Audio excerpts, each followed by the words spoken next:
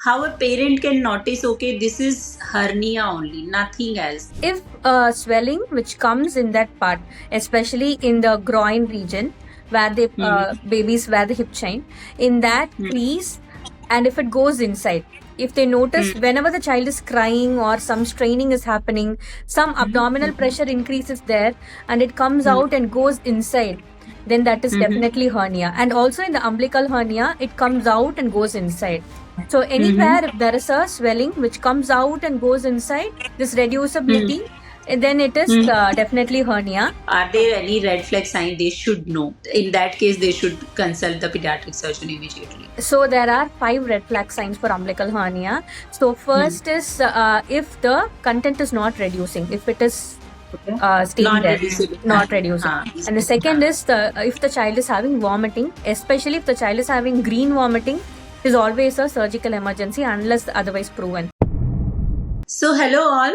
Welcome to this parenting prescription podcast. Today we have Dr. Abhirami, who is a pediatric surgeon and who is creating amazing content and creating awareness and around pediatric surgery topic, which is a major part of children, I would say. So, welcome Dr. Abhirami to this parenting prescription podcast. Thank you, Dr. Sumitra. Hello, everybody. Thank you for the great opportunity, because pediatric surgery as such is a hidden field. Not many people know about this, and you are getting our field as such into limelight by giving this opportunity to me. And I think we'll have a very great session now. Yes, of course. And pleasure is mine. Yeah. So today's topic is, I think we get so many questions of a bulge in the umbilical area. People, like parents say, send the picture on the group, WhatsApp group, on our app, Baby Nama app, and they say, ma'am, is this normal? Is this normal? And should I be worried? So these kind of questions we get. So today's topic is hernia. So we will discuss all things about the hernia with Dr. Abhirami. So Dr. Abhirami, I would ask first questions. If you can explain us about the hernia. What is hernia in the children? In adult, we hear that okay, this is somebody got inguinal hernia and they got operated. That line itself is a scary for the parents. But if you can explain us in the simple words that what is hernia? So hernia is a protrusion of a content like an intestine, or sometimes even ovary can be a content, through a weak spot in the abdominal wall, especially the muscle. So it is different from adults because they usually get it with the weakness of the muscle, but this comes through a natural orifice which is already present in the muscle. And if it is not strong to close enough, then this hernia occurs, and it can occur in the umbilical region as rightly said, and also in the inguinal region. So the management differs for umbilical hernia and inguinal hernia. Right. So what are the type of, apart from you said umbilical hernia and inguinal hernia, is there any other type of the inguinal hernia, or are these two type are common in the children's? So most of the children hernias are indirect hernias. We have this types called as direct and indirect. So most of the children will have indirect hernias, which will extend from the inguinal region, like the crease where they apply the hip chains for the children. From there to the scrotum in boy babies and to the labia in girl children. So this is how we identify the inguinal hernias in children. What about umbilical hernia? So umbilical hernia is a protrusion in the umbilicus, which is usually because of the weaker spot, because of the attachment of the umbilical cord for the child. So this takes some time to heal and the muscle in that area to close and the defect to be gone. So usually umbilical hernia looks little scary, it looks bigger, but the good part is it will heal on its own. It will not need that knife on it. So that is a very good part about the umbilical hernia. But inguinal hernia will look innocent. Not many people will identify it. But the part is it is little risky, and the moment we see, we need to you have to go and meet a surgeon, pediatric surgeon, and get their consent, and mostly to need surgery, the inguinal hernias. Right, right. And is there like, of course, in my post graduation, we used to see umbilical hernia, but nowadays I see so many parents are coming with the umbilical hernia and inguinal hernia. Is there any increase in incidence if you see in your practice over last 10 years? Yes. Is there any increment in the incidence of Yes. these hernia, and why is that? So of course there is an increase because of the there is advancement in the technologies, and complicated pregnancies are getting delivered. There are a lot of Okay. premature children and low birth weight children. So most of these premature children or low birth weight children will have weak abdominal muscles, and most of them will have bilateral inguinal hernias on both the sides and also in the umbilicus. So with these increase in preterm deliveries and low birth weight deliveries, with the advanced NICU care, children are sustaining and they are doing very well. So with all those things, hernias are becoming commoner these days. And the incidence has increased in the last, I should say, 5 years also. Okay. Yes. Okay. So it is related to these complication in the pregnancy, Yes. preterm deliveries Yes. also, and the kind of lifestyle, because everything, every disease, the incidence of every disease, like if we say allergies, asthma, is increasing due to these urban lifestyle. So is that is the reason, right? Yes. Like one of the reason that it is increasing in incidence. Yes, because there are assisted, IVF pregnancies and then assisted pregnancies, and most of them not very common, but they do end up in twin deliveries. Most of the twin deliveries, even with full term, they will have low birth weight. The babies will be a little low birth weight, and most of the twins, at least one in a twin, will have hernia. That's because of the poor muscle tone, because of their weight and all those things. So we can see some indirect connection with their advancements also, and also with the environmental changes, lifestyle of the parents, stress of the parents during pregnancy. All those things does have this indirect connections. Right. All right. That's very good information. What about like if we parents see that okay, this is swelling, like they if they see swelling on other parts of the body, how a parent can notice okay, this is hernia only, nothing else, Yeah. no other swelling. So if swelling which comes in that part, especially in the groin region where the babies wear the hip chain, in that crease, and if it goes inside, if they notice whenever the child is crying or some straining is happening, some abdominal pressure increases there and it comes out and goes inside, then that is definitely hernia. And also in the umbilical hernia, it comes out and goes inside. So anywhere if there is a swelling which comes out and goes inside, this reducibility, then it is definitely hernia. And there are some differential diagnosis, like they can confuse hernia with some nodes, lymph nodes, or some infection. Sometime post-vaccine, there may be some abscess formation in the inguinal region, or sometimes hydrocele. Hydrocele is most commonly confused with hernia. So hydrocele does not reduce spontaneously, like immediately, like hernia, but in the morning when the child wakes up, there will be some reduction in the size. But hernia does reduce, come back, reduce, come back. This this sign is there, then it should be hernia. This reducibility is seen only in hernia. Only in hernia, no other swelling, not like other many commonly seen swellings. So now we are talking about umbilical hernia. So, in your opinion, like umbilical hernia, like as you said that they can see the reducibility and the bulge. What is the timeline? We see that we say parents, okay, it will heal itself. Yes. So, my first question is that when should the parent worry? that okay, this is not going away and I should be worried and I should immediately consult to the pediatrician and the pediatric surgeon. And the second part is that what is the timeline to heal the umbilical hernia? So umbilical hernia usually, so during vaccination time itself, they can get a opinion from the pediatrician. So is it some danger signs are there or not? So most commonly, umbilical hernia gets better with 3 years. So when the child starts developing with the crawling, creeping, sitting, all these things improve the muscle tone. So with that period, the child will get better. But there are some types of very rare types of umbilical hernias, which is called as proboscis hernia, where the hernia will be hanging down like this from the umbilicus. Okay. It looks like an elephant trunk. So in that case, then they will need surgery most commonly because it doesn't reduce. If it is straight and protuberant like that, it will mostly reduce. And if there is some complication, if the hernia is going for obstruction recurrently, then we'll suggest surgery. Or if the time, even with 3 years or even with 5 years, if the hernia is persistent, then we will advise surgery.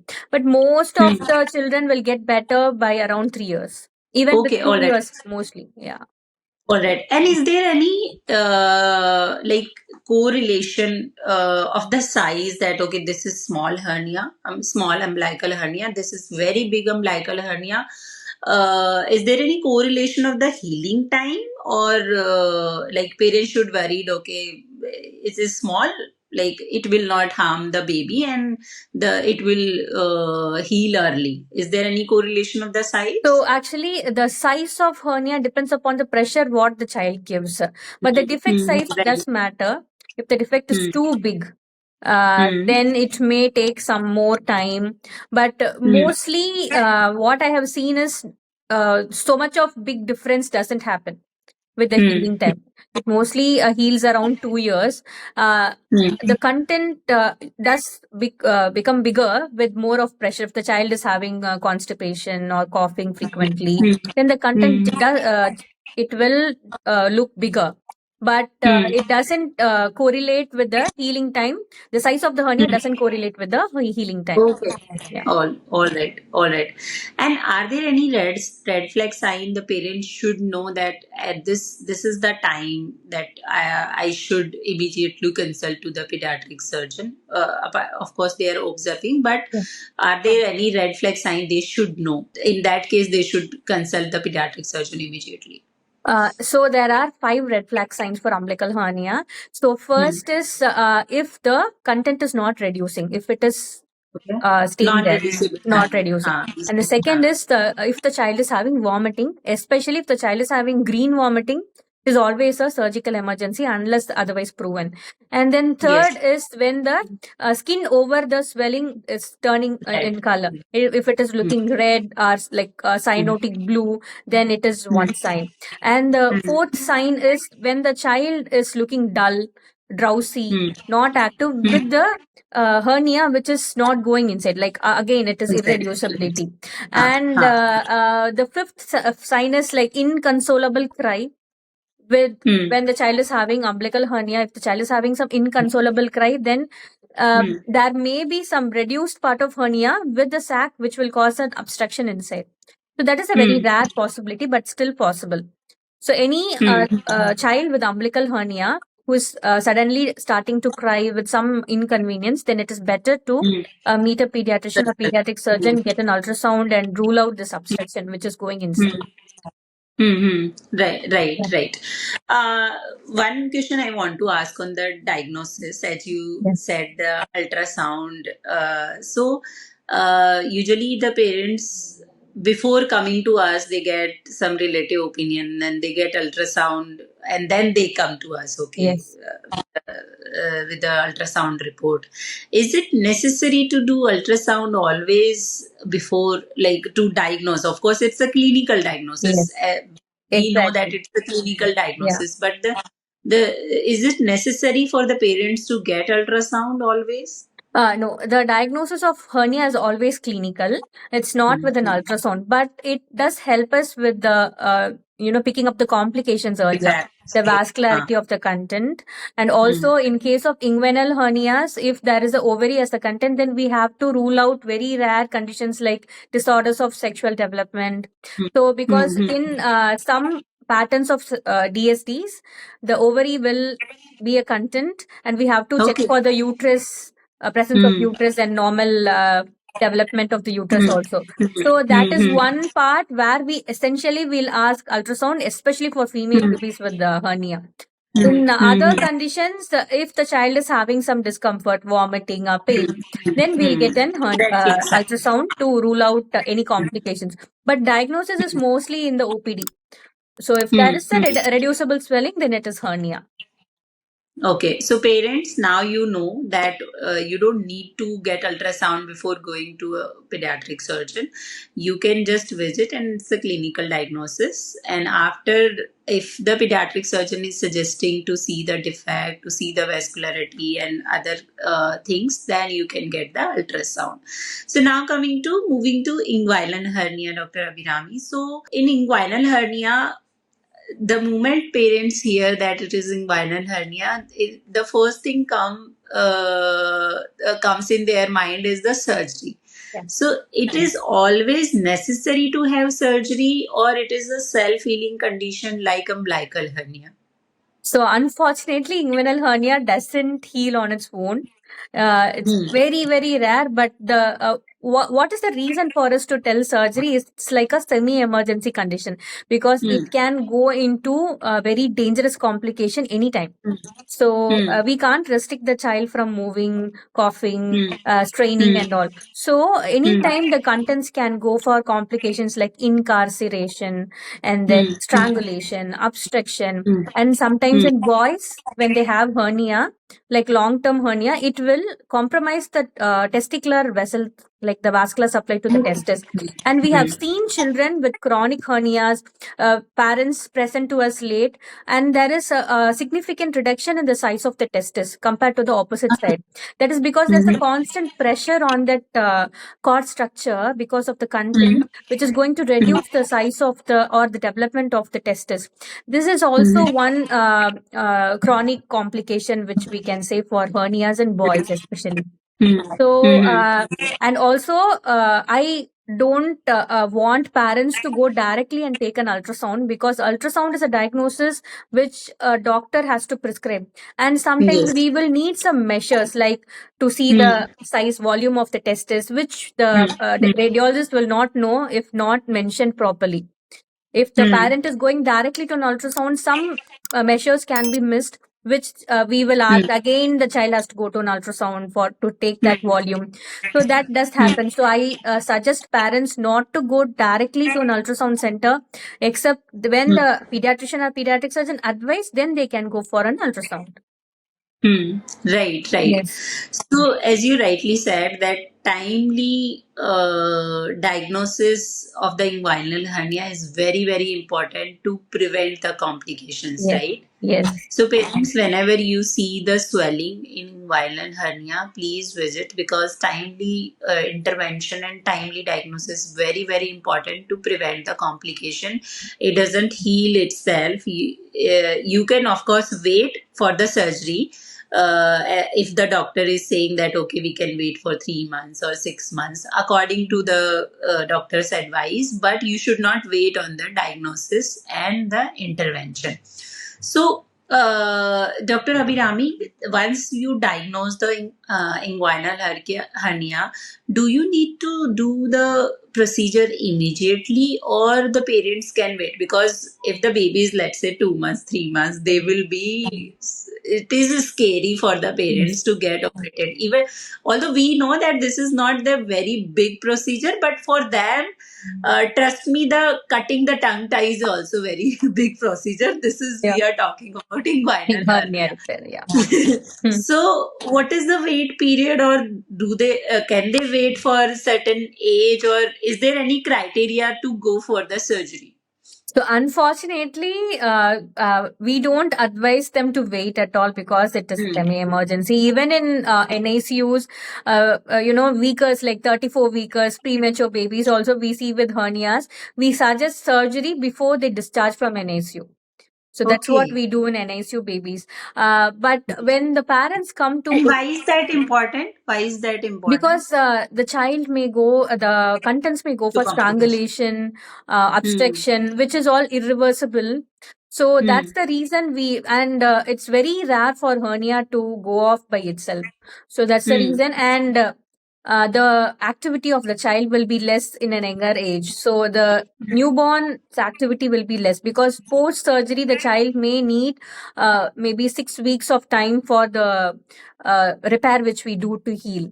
So all those things Hmm. we suggest, like if the child is smaller and if they come to us with the diagnosis of hernia, we mostly suggest immediate surgery. Or Hmm. we'll not push for emergency surgery whenever the parent is comfortable. But we will Hmm. warn them about the red flag signs. And if there is a Hmm. sign and if there is a complication, then it will be an emergency surgery. Hmm. Hmm. Hmm. Right. Right. Yeah. And are these red flag signs same for the inguinal hernia, which we discussed for the umbilical hernia? Yes. So the same in carcer, if the content is not reducing and if the child is having vomiting, and also if there is some discoloration in the scrotum. So Hmm. similarly in umbilical hernia, we had this discoloration in the umbilical part. Yes. Yes. They will have Ah. discoloration in the scrotum, some redness or blue color fluid collection and all. So in that case, mostly the complications are same. Hmm. Hmm. So Right. Right. red flag signs are same for umbilical hernia and inguinal hernia in most of the cases. Okay, okay. So as we are talking about the surgery, what is the surgical procedure? If you can, of course, we cannot explain the surgery, but if you can explain briefly that what is the surgical procedure and how the parents can expect the recovery after the surgery. So most of the time, if the child is like more than 4 kilos, term baby, no other complications, hernia repair will be a daycare surgery.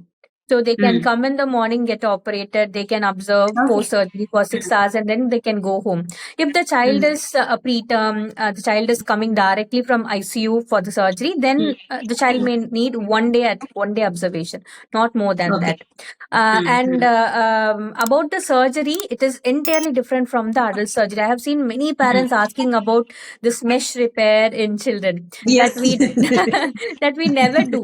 Even if the child is 12 years, 13 years, we don't do a mesh repair in children. We just close the defect. We call it as herniotomy and herniorrhaphy in some children. We never do Hmm. this mesh repair.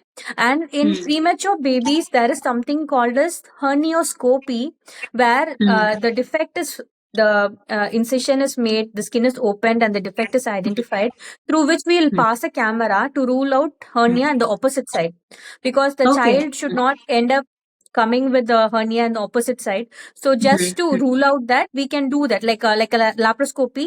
We do the same At the camera honey. and Hmm. we keep it and see it in the opposite side without any extra cut. Hmm. So that Hmm. is Hmm. also one thing which we do, which we personally practice in our Hmm. center. And this will ensure that the child will not have a future second surgery also. Hmm. And the Hmm. surgery, my period of like time for surgery is mostly 30 minutes, 20 minutes to 30 minutes, not more than that. Okay. Okay. So with this, and we will have a pediatric anesthetist, of course. So with Hmm. if the setup is properly equipped and all, then the parents Hmm. need not worry about the surgery, Hmm. because Hmm. Hmm. we have this risk versus benefit. So Of the course. Huh. risks are more than the benefits, actually, if Hmm. the parents have to wait for Hmm. the child Hmm. to grow up. That's the reason we always advise surgery in the early period. Hmm. Hmm. Right. And how to take care of the baby after the surgery? So there is no specific, reasons to take care for if the child Hmm. is less than 8 months or 10 months. But if the child Hmm. has started walking or running, then we'll ask them to avoid, keeping the children in the hip. And also, some children have this toy like a horse.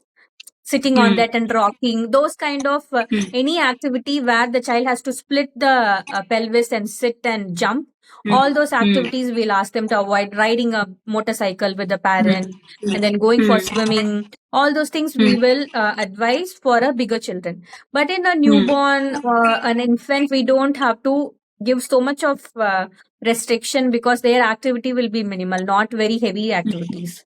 In your practice also, the parents must be asking about the recovery time, about the long time prognosis. Yes. What will be the recovery? Is there any long term complication of the surgery? So these kind of questions every parents have before the surgery. So how do you counsel them for these issues? So hernia surgeries most commonly there is no late complications. If it has to happen, early complication, which is basic bleeding and infection, are the early complications. That too, the sutures which we make nowadays for hernia repair is all absorbable. It will be internal. There won't be any external sutures, and there won't be, the child will not need to come back for suture removal, and the dressings need not be repeated. So these are the very minimal post-operative care which we do. But the most common complications which we see are bleeding and infection, which does happen even with any precautions, but very rare. Very rare. And the care which the patients has to keep is, if the child is after 6 months of age, if they have started weaning and all, I will ask them to give a high fiber diet. The child should not be constipated. And in case if the child is having a balanoposthitis or something, if the child is going to strain for urinating, then all those things will be told to the parent. And if possible, if the child is having a tight prepuce and having a history of difficulty in maturation, then we will add up circumcision with hernia repair. So all these things are the basic counseling which we do for the parents during the time of OPD. OPD and surgery. Consultation. Okay. One thing you said about in the red flag sign is the incarnation and the strangulation. Yes. What is that? If you can explain little bit about that. So incarceration is different from strangulation, because in strangulation the contents are squeezed and the vessels blood supply to the intestine itself is compromised. But in incarceration the contents will be stuck to the sac. The sac is the thing which is getting out the weakness through which the intestines are popping out. The layer of that intestine is the sac. So it will get stuck. So the intestine will not move freely inside the abdomen, even if it goes inside. So that is a complication, because this child can go for strangulation anytime. And sometimes the child will have vomiting, like intermittent vomiting, not acute vomiting, because there will be lack of movement of the intestine. So in incarceration, the bowels blood supply is saved. Whereas in strangulation, it is compromised and it goes for necrosis. But still, incarceration is the complication which we have to address. Yes. So now coming to my most favorite part is the debunking myths, actually, because we hear every day so many myths about any pediatric field, actually, and in pediatric surgery field about the umbilical hernia we hear, and even parents do also. Like, first myth, I usually the first myth I would like to ask you, that tapping the coin or poking the umbilical hernia inside, pushing the umbilical hernia inside will cure it or will heal it. Is that so? No, it's a myth. Actually, it is more harmful than a good. It's not going to help at all. If you leave it alone, it will heal on its own. But keeping a coin is, there are some complications which can happen. Is one is, it can compromise. If it is very tight, it can cause skin breakage, infection. The skin over the hernia will get infected or damaged. Other thing is, when they are going to press the coin over the irreduced hernia, then the part of a bowel will get stuck between the abdomen wall and the coin, which will go for compromise and hurt. It may get injured. So it is more harmful than, it's not going to be helpful at all. Yes, yes. And second myth I hear about the crying and straining will cause hernia. Is that fact? I know that, of course, crying and straining will kind of make the bulge more prominent, but is it true Exactly. that crying and straining will cause hernia? As correctly said, it's not going to cause hernia, but it is going to make the condition prominent. So the weak spot is already there. So this prominence can happen at any age. So if the child is Hmm. having a continuous training because of difficulty in urination or Hmm. constipation or cough, chronic cough, some straining, if the child is constantly doing, then the weak spot can become prominent or open up and the hernia can happen. But Hmm. Hmm. constant crying as such is not going to cause hernia at all. It is just Hmm. going to Hmm. open up the weak spot. So that Hmm. is a myth actually. It is not going to cause the hernia. All right. One more myth I heard in my MBBS period, in the adult actually. So I would like ask that to you, that in the adult, if you go for the inguinal hernia surgery, your fertility will reduce in the in the long run. Is that true in the children, that if we get, and this question I got from the parent also for the pediatric case Oh. also, that No, no, okay, no. ma'am, if we go for the inguinal hernia surgery, is there any chance that my kid's fertility will reduce in when he will become adult? No, no. If the surgery is done by a properly trained pediatric surgeon, then the fertility is not going to go. It is actually going to help the fertility. As I told you, Hmm. the hernia long term is going to cause a pressure over the vessel Testing. supply to the testicle. So if we are going to release that pressure by repairing the hernia, but Hmm. so if it is done properly as per a trained pediatric surgeon, it is never going to affect the fertility. And that Hmm. and in adults also, there is no such thing that it is hernia repair is going to affect the fertility, because the cord structures will be saved properly without Hmm. any and there is no, it's very very rare complication injury to cord structure that is during the procedure. But Hmm. mostly that too in pediatric, there is no chance that the child is going to lose its fertility. Apart Hmm. from the hernia surgery is going to help in saving the fertility of the child.